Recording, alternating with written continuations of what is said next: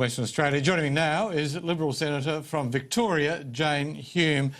Good afternoon. Briefly before we get to the budget and other economic matters, this metadata breach, this is a very serious issue, is it not? Not only has the AFP broken the law, but it hasn't taken these protections within the legislation seriously enough, and the consequence just possibly could be not just that civil liberties have been put at risk, but also the inquiry could be put at risk as well. Well, look, this is a matter of some concern, Jim. However, what I will say is that the AFP self-reported the issue. AFP Commissioner Andrew Colvin reported it to the Ombudsman and then he reported it to the public.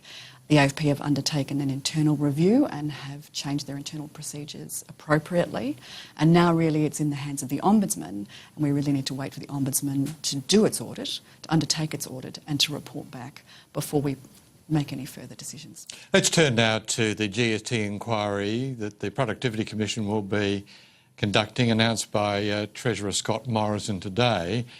You would not want, as a Victorian and also as a senator, allegedly the State's House, to see Victoria's take of the GST reduce as a consequence of this inquiry, would you? I don't think that you would find any state that would like to see their proportion of the GST. But unfortunately, there's a finite amount of GST. If someone wins, somebody else has to lose. If WA gets more, Victoria will get less. Well, no, not necessarily. You know, there are checks and balances throughout the system. I think the good news here is that by asking the Productivity Commission to undertake this review, we're not just reviewing the allocation of GST to the states, but the model by which it is allocated. And I think that's probably timely and appropriate. It doesn't alter the size of the pie. You may alter the criteria under which the distribution occurs, but if WA gets more as a consequence of an alteration of the criteria, then Victoria or other states in the east will get less. Well, that's why it's so important to grow the pie, Jim, and that's exactly what we're trying to do. OK, well, let's move along on to this question of good debt and bad debt. Now, as we know, it wasn't that long ago that Liberal treasurers and Liberal leaders were suggesting that it was all debt and deficit disaster. We had to resolve this as quickly as possible. Now we've got this notion that there should be good debt and there's bad debt. In terms of increased expenditure on infrastructure, would you be insisting that it be done on judged independently, at arm's length, and not, as we've often seen, a consequence of political argument and pork barrelling, as we saw, for example, with the East-West link in Victoria and the other changes from WA with Freight Link and what was it called, Metro Net. Basically, Labor or Liberal parties determining priorities on the basis of what will advantage them electorally.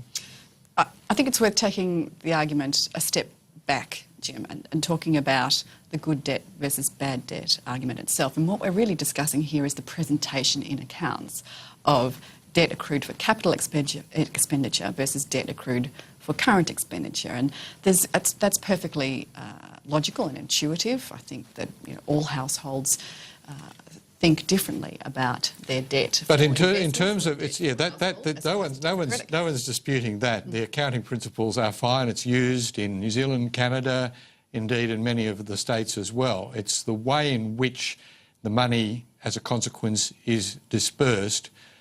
Would you want to see it at arm's length as a consequence of rigorous cost-benefit analysis? Well, all capital expenditure should be done on the basis of rigorous cost-benefit analysis, and I think that it's not the case as far as Barnaby Joyce shifting the Pesticides and Veterinary Medicines Authority to well, that's a Armidale. different issue to capital expenditure or productive capacity expenditure. I think what's most important here is that I think that the argument is being misinterpreted.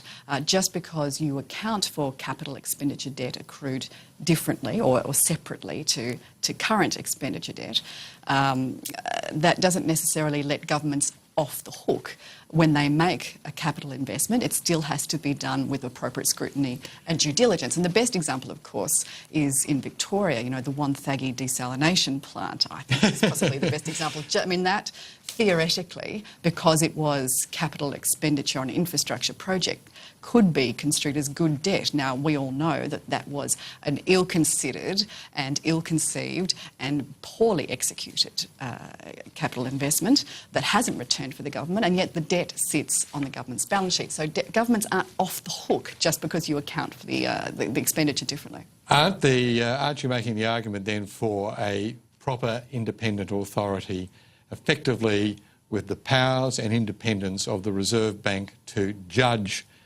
infrastructure spending, that without it we will have more Wonthaggi's, and indeed we'll have more east-west links, and we might have more west connexes, and we might well have more metronets as we do in WA. Well, I do think that governments should be accountable and responsible for the capital investments that they make, the investment into productive capacity and the debt that they take on for those investments. And whether the cost-benefit analysis is done by an independent body or whether it's done by government itself or a government department, that's another argument. It's not much point in having cost-benefit analyses done if they're ignored, and you might have a point that in the case of the Armidale example, that this is not capital expenditure, but it is a case of a very senior minister ignoring cost-benefit analysis. Well, it's important that the cost-benefit analysis be done and is done transparently, and that governments listen to those that make those recommendations. But that said, accountability must fall with government for the decisions that it makes.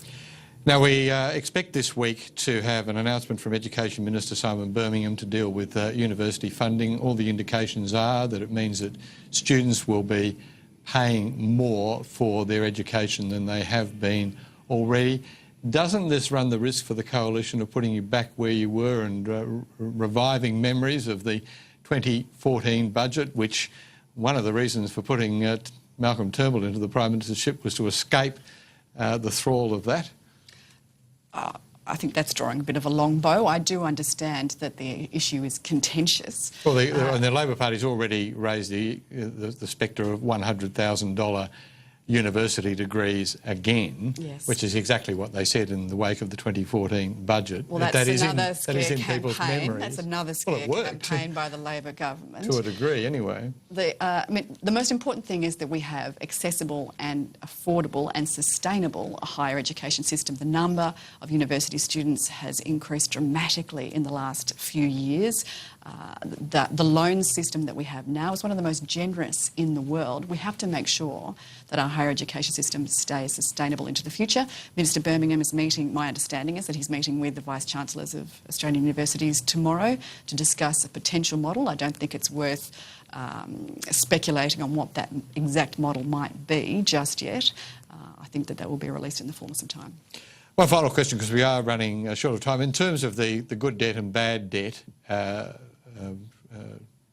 difference being pointed out by Scott Morrison, do you expect that the budget on Tuesday week will still be aiming to return the budget surplus by 2021, or do you think it will now blow out further than that? I know that the Coalition's priority is to reduce debt and reduce deficit. That hasn't changed, no matter what the presentation of the accounts may be.